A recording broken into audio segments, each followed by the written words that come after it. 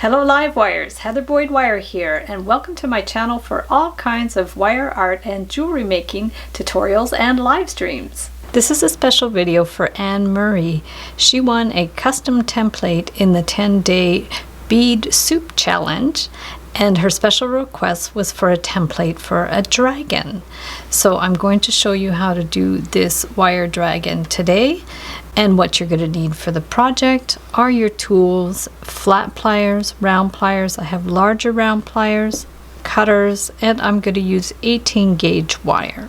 So I'll link up this template in the description of the video, and you can always enlarge it or reduce it as you see fit. I'm going to start with a 36-inch piece of 18 gauge wire, and at about the 12-inch mark I'm just going to start forming the eye. So all you have to do is just turn this around in a circle. Now it's a little bit awkward to work with from where I'm sitting because I'm underneath the camera and I'm a little restricted with my space, but the large piece of wire is always a little awkward, but if you have a lot of space around you, it's good. And also if you make it smaller, you can use a smaller wire. So now we're just going to line this up with the template. Now if you were making a lot of these, you can put this on a cork board and put little pins in position to mark your areas, but if not, just go ahead and use it as a guide. So you can go ahead and like take that and then bend it up, and then you can go back and forth from the template to your pliers. So just go ahead and form the ear, and then we're going to bring this down and it's going to curve around here, and then we can go ahead and just follow these lines. So line it up best you can around here, and then just below there it's going to be where the wing is. So we're going to go down here, bring it back here, line it up. Doesn't have to be exactly the same, of course. Bend that up, curve it, and then just adjust this, curve it around. If you have to bring it in a little more, just go with it. The shape doesn't have to perfectly match the template, but it gives you a rough idea of proportions. So now we're going to bend it up again and out, and then back on the template. And then this one, we're going to bring it up here, and then for here you can just bend it straight down if you want, or if you want to do a loop, it's going to hold the cross wires a little bit better. So sometimes I like to do little extra loops to hold the wires in place, and so we're just going to bring that one up here and do a little bit of a loop, big enough that say a 20 gauge or 18 gauge wire can go through around here. And then we're going to bring this down on a curve again. So bring that back to the template, line it up. If you have to adjust these a little bit, you can. Just bring it here and there, and then we're going to take this one and bring it down. So twist the template around, bring it here. It's going to be like that. And then this one's going to be up here. So now you can just adjust these a little bit as you need, and then just line this up here how you like it. Bring it down a little bit. If it's not perfect, it's totally fine. Now just with your finger bend this around. If it's easier, get some pliers, round pliers, or a round form. Just get this shape properly. And then this too, you can bring it around either with a round form or just with your finger. So we're just going to bring that down here, and I'm going to leave that long for now. Now let's do the other side. So we're just going to bring this over here. We've got the eye there, and then we just want to make a sharp bend for the nose. For that I have my flat pliers, and I'm just going to bend this on a nice sharp bend. The flat pliers help to make the sharp bend. So So we're going to bring that one here and then make a little chin thing. So bring this up here. You can line it up with the template or just do it by eye. It has like a little chin thing. And then we're going to bring that one around. Just curve it around here. So there we go. So we're going to line it up on here. Start to curve that around a little bit. Bring it around here. Just hold that one with your finger and then bring it up. And rotate the template around as you need, you know, to whatever is comfortable for you. So this one, we're going to bring it up a little more. And then line it up here. And then here, we're just going to bring it down and start to form the kind of claw thing. So I'm just going to bring this right down here. Now put your fingernail where the claw would be, and we're going to just hold it with the flat pliers and then give it a sharp bend to the front. So once it's bent to the front, then you can squish it and it makes a sharper bend there. So then we can curve it a little bit just around here, and then you could put it back on the template, or you can eyeball where the fingers are going to be. So we're just going to take this one, curve it down, just hold it and bring it a sharp turn to the front. So we're going to bring it there, and then we're going to curve it again, curve it around, squish it in, and then the same thing, we're going to take this and curve it down for one more claw. So bring it down here and get the flat pliers again. So here, hold it really quite tightly and give it a good sharp bend to the front. So bring this, give it a bend here, and then just adjust this a little bit if you have to. And then you can always line it up with the template again to see how it's going. You can make this one a little more curved if you want. And then just flip it over if it's easier to access, and bring this down to make a little bit of a knuckle, and then up like that. So it's going to come up a little bit. We've made like a little knuckle thing there. So line it up here. See if you have to do any adjusting. You can always like bring it up a little more, and then bring this one down and kind of curve it down, just to push it in if you have to a little bit down, and then just kind of bend it on a bit of a curve. So that makes the claw. And then we want to bend it down that way. So either with the round pliers or the flat pliers, just hold it in place, bring it down here. So now we have quite a bit of the dragon here. Could have made the nose a little longer, but whatever you think looks good is good. So from here you can use a round form and just hold it in place just to bring it around, and just double check where you're at with that. Might be easier to flip it upside down. Just bring the curve in a little bit. Line it up here to see how you're doing. And then we want to do a curve here. So we're going to take that, curve it around. From here you can put these together, and you can just bring this in that way. And then out that way. And then we're going to line it up here to see how we're doing with that. I'm going to just bend that one a little bit more, leave this long side over to one end, and we're going to make this spiral. So what I'm going to do for that is I have a larger Sharpie.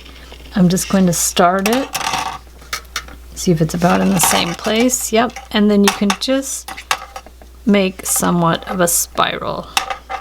This is my preferred way to make a spiral, is to put it on almost like a cone-like structure, and then you can actually remove the template and give it a little bit of a cut. And then I take my round pliers and I'll just flip it over. I'll take the end of the wire I cut flush, and just turn it around to close the loop. Then from there we can just bring it in slowly to close the spiral a little bit. So just grasp it in whatever way is easiest for you. We're going to bring it in like that. So you can do a tighter or a looser spiral depending on what you like. If you need to bring it in a little bit, just go in and bring it in a little bit. You can do any kinds of adjusting that you need for the spiral. And this one's got quite a bit of wire in it. I could have put less wire, but I'll show you like the sample. It was a little more open. This one is a little bit of a tighter spiral. So then we have to form the little scales on the back, and what we're going to do is just line these two up. Just line them up here, and then we want to wind the wire around there. So now we're going to just line up these two wires, hold it in place, take your flat pliers, hold these two wires together, and then bend this around a couple of times. If you need little help, get your round pliers just to push it around a little bit so it won't move out of place. Hold these two wires together and then take this one and bring it all the way around full circle. So now we have what looks like that. And what you want to form now is the little zigzags. So I have sort of a little sample of that also that you can follow. Same thing if you have a cork board and want to put pins and those little things, you can. Otherwise, I would just get your pliers and just form like a zigzag. There's about 15 little zigzags, so you can form the 15 and then try to see if it's going to go all the way up to the top. It's going to depend how big you make your zigzags. So just go ahead, take your, I like the flat pliers for this because it makes the bends a little bit sharper. So just go ahead, and if you always put them sort of in the same position, your zigzags are going to be about the same size. So just keep going ahead and bending them back and forth. I'm not going to worry too much if they're perfect, because if they vary a little bit, it's fine. We just want kind of a little zigzag thing. And the 18 gauge wire is pretty heavy duty. It's a little harder to bend. But if you're making a larger pendant, you might want to go with the 18 gauge because it's going to hold its shape better. Although you can definitely get away with 20 gauge for this project. And if you want to add beads to it, you can. You can definitely do that. And I'm going to link also in this video another video that I have on YouTube for a dragon that's made slightly in a different style, and that one I put beads on it instead of doing this type of zigzag. So now I have 15 little zigzags there, and what you want to do is see if it's going to go all the way up to the top of the dragon. So we're just going to bend it in, just bend it in here, and then as you go around the little corners, you could bend it around. So just curve it around. See how you're doing with that. Bring this one around here. Just, it's like you're sculpting with the wire really, and you're going to bring it around to the top. So just have a look. See how you like the look of it. If you want to bring them in a little bit more too, you can do that. If you need your pliers, you can get your pliers in there and squeeze some of these together a little more. You're just going to have to play around with it till you get your desired kind of look and bring it all the way up to the top. These can be close to the edges or not so close, but what you want to make sure is that this sort of stays together. If you have to, you can pinch it a little more in here so it won't wiggle around. Bring this up to the top and then see if you need another bend.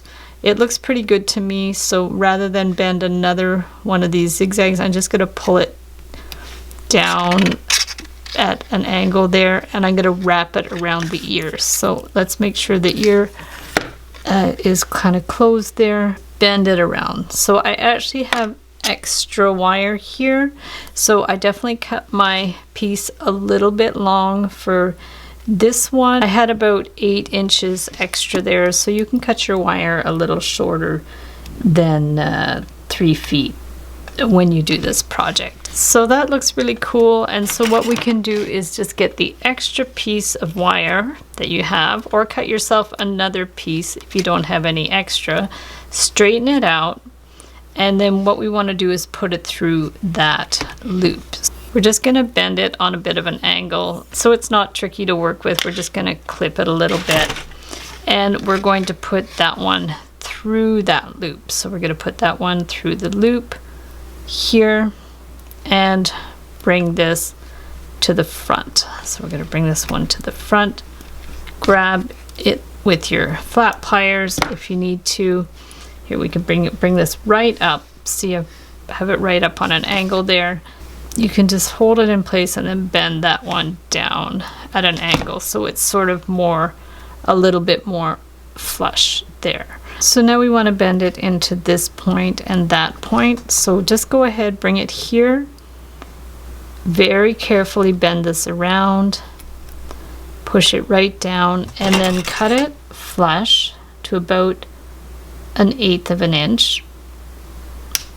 And then take your pliers and just squeeze it in there so it really catches that corner. So now we're going to do the same thing over here. We're just going to take this, bring it right over here, cut it flush so there's about 1/8 of an inch give there, and then we're going to just kind of pinch and rotate it in because you really want it to pinch that corner there.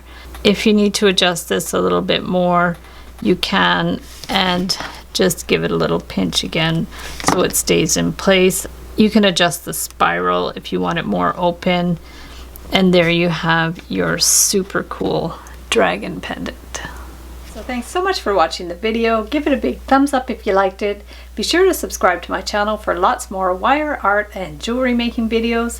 Hit the notification bell to be notified when I go live and when I post new videos.